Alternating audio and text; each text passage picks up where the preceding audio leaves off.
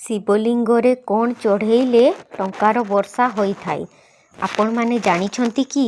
ଶିବଲିଙ୍ଗ ଉପରେ ଗୋଲମରିଚ ଚଢ଼େଇଲେ କ'ଣ ହୋଇଥାଏ? ତାହେଲେ ଆସନ୍ତୁ ଜାଣିବା ପୂର୍ବରୁ ହେ ପ୍ରଭୁ, ଯିଏ ବି ତୁମର ଏହି ଭିଡ଼ିଓଟି ଦେଖୁଛି ଲାଇକ୍ କରିବେ, କମେଣ୍ଟ କରିବେ ଏବଂ ମୋ ଚ୍ୟାନେଲଟିକୁ ସବସ୍କ୍ରାଇବ୍ କରିବେ, ତାଙ୍କୁ ତାଙ୍କର ସମସ୍ତ ମନସ୍କାମନା ପୂରଣ କରିଦେବ। ଶିବଲିଙ୍ଗରେ ଗୋଲମରିଚ ଚଢ଼େଇଲେ ଆପଣଙ୍କୁ ସମସ୍ତ ରୋଗରୁ ମୁକ୍ତି ମିଳିଥାଏ।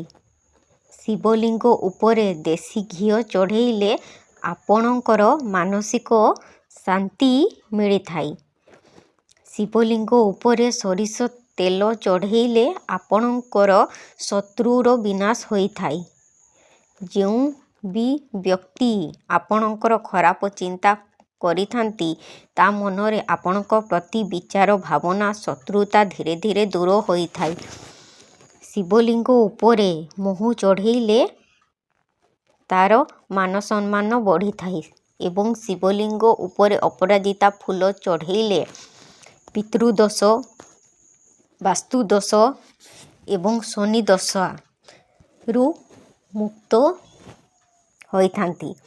ଯଦି ଆପଣଙ୍କର କୌଣସି ବି ମନସ୍କାମନା ପୂର୍ଣ୍ଣ କରିବାକୁ ଚାହୁଁଛନ୍ତି, ତାହେଲେ ଶିବଲିଙ୍ଗ ସାମ୍ନାରେ 3 ଥର ତାଳି ମାରି ଦିଅନ୍ତୁ ଏବଂ ମୁଣ୍ଡିଆ ମାରିକି ମନସ୍କାମନାଟି କହିଦିଅନ୍ତୁ। ଦେଖିବେ ଆପଣଙ୍କ ମନସ୍କାମନାଟି ଧୀରେ ଧୀରେ ପୂର୍ଣ୍ଣ ହେବାକୁ ଲାଗିବ।